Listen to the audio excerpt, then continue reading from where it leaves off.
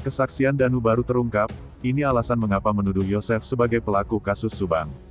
Namun sebelum kita lanjut, mohon luangkan jari Anda untuk menekan tombol like dan subscribe, agar kami lebih semangat menyajikan berita-berita terupdate untuk pemirsa. Kalau sudah subscribe mari kita lanjut.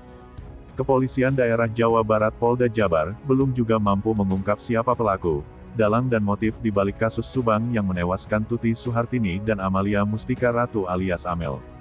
Besok tanggal 18 Juni tahun 2022 kasus Subang yang juga dikenal dengan kasus pembunuh ibu dan anak di Subang yang terjadi pada tanggal 18 Agustus tahun 2021 lalu penyelidikannya akan berjalan tepat 10 bulan.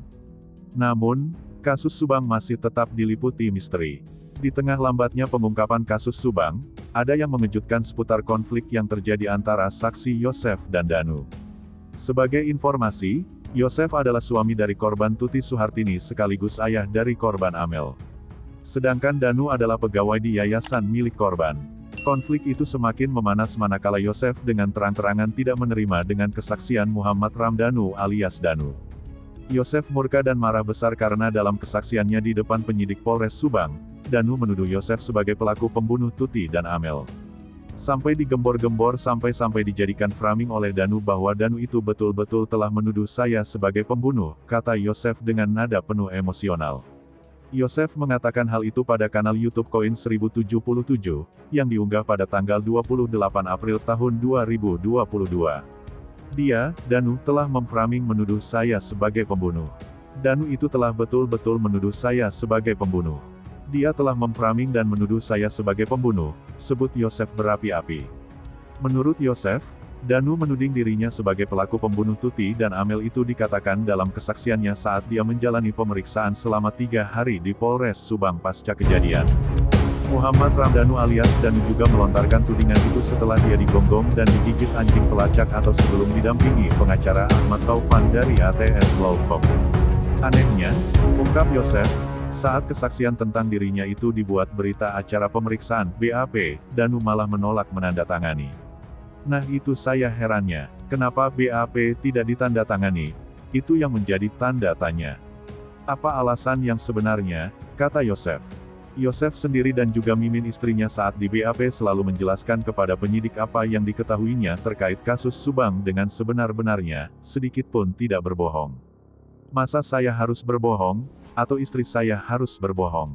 Kan dimintanya juga kejujuran, jangan dibuat-buat. Jangan membuat cerita berbohong. Saya diminta kejujuran. Kalau kita bicara bohong, gak lama lah, ujar Yosef. Soal Danu yang tidak mau tanda tangan berita acara pemeriksaan BAP, sebenarnya pernah dipersoalkan Rohman Hidayat, kuasa hukum Yosef. Rohman Hidayat mengungkapkan, alasan Danu tidak mau menandatangani BAP kala itu karena apa yang dikatakan kepada penyidik hanya karangannya saja.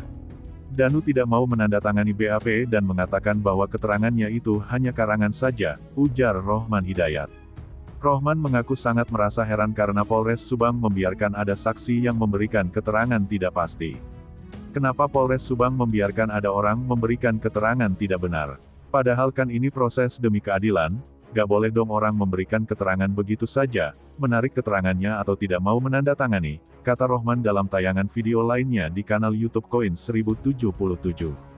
Sebenarnya, sudah 2 kali Kapolda Jabar Irjen Pol Suntana menjanjikan, kasus Subang akan terungkap.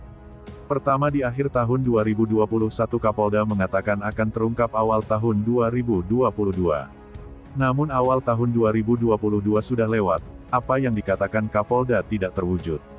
Kasus Subang yang terjadi pada tanggal 18 Agustus tahun 2021 lalu itu masih menjadi misteri. Kemudian di bulan Maret tahun 2022, Kapolda Jabar Suntana kembali mengatakan bahwa kasus Subang akan terungkap sebagai kado bulan puasa. Lagi-lagi, puasa sudah lewat dan Lebaran Idul Fitri sudah berlalu, apa yang dikatakan Kapolda Jabar Suntana hingga hari ini menjelang tepat 10 bulan penyelidikan kasus Subang pada tanggal 18 Juni tahun 2022, belum juga terwujud. Nah, gimana menurut kalian? Terima kasih telah menyimak video kami, nantikan video menarik lainnya hanya di channel UP Info.